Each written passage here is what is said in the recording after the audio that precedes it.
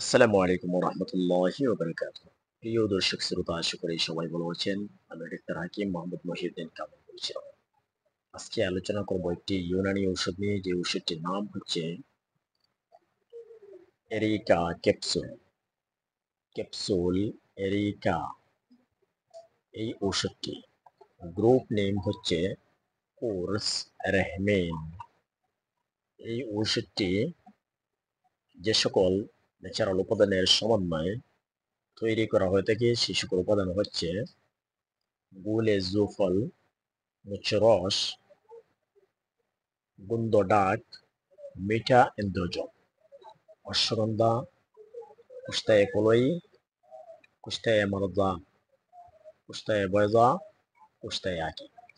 এই সকল ন্যাচারাল উপাদানের সমন্বয়ে আরও কিছু আনুষঙ্গিক উপাদানের সমন্বয়ে ওষুধটি তৈরি এবং বাজারজাত করে থাকে ইটিল্যাব ইন্ডাস্ট্রিজ ইউনানি, অর্থাৎ ইটিল্যাব ইউনানি কোম্পানি ওষুধটি তৈরি এবং বাজারজাত করে থাকে।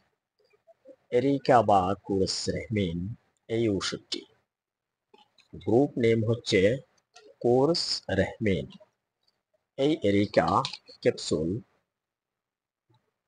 শ্বেতপ্রদর বা মহিলাদের লিউকোরিয়া বা সাদাস্রাব, বেদনাযুক্ত রক্তস্রাব, অতিরিক্ত রক্তস্রাব, অনিয়মিত রক্তস্রাব এবং রক্তস্রাবের অনুপস্থিতি সহ যাবতীয় স্রাবের গোলযোগে অত্যন্ত কার্যকর।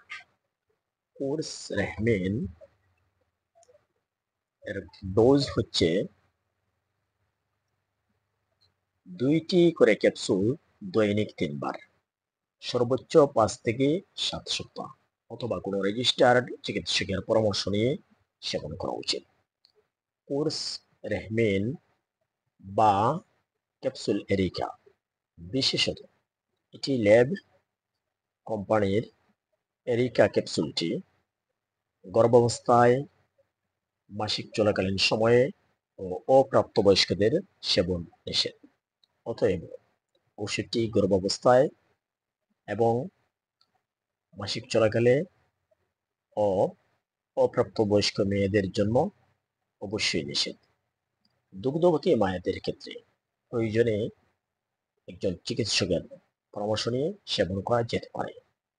শুধু ক্যাপসুল এরিকা নয়, যে কোনো ঔষধ একজন রেজিস্টার্ড চিকিৎসক ওষুধের উপাদানের উপর ভিত্তি করে ওষুধটি যে সকল কাজ করে, সেই সকল কাজের বাইরেও বিভিন্ন রোগের জন্য ওষুধটি উপাদানের উপর ভিত্তি করে সাজেস্ট বা প্রেসক্রাইব করতে পারেন।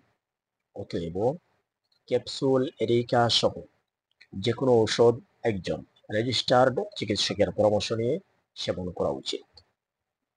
তো আজকে এই পর্যন্তই। যে যেখান থেকে আমার এই ভিডিওটি দেখবেন, সকলকে ধন্যবাদ। ভালো থাকুন, সুস্থ থাকুন, নিরাপদ থাকুন। আল্লাহ হাফেজ। আসসালামু আলাইকুম রহমতুল্লাহি ওয়া বারাকাতুহু।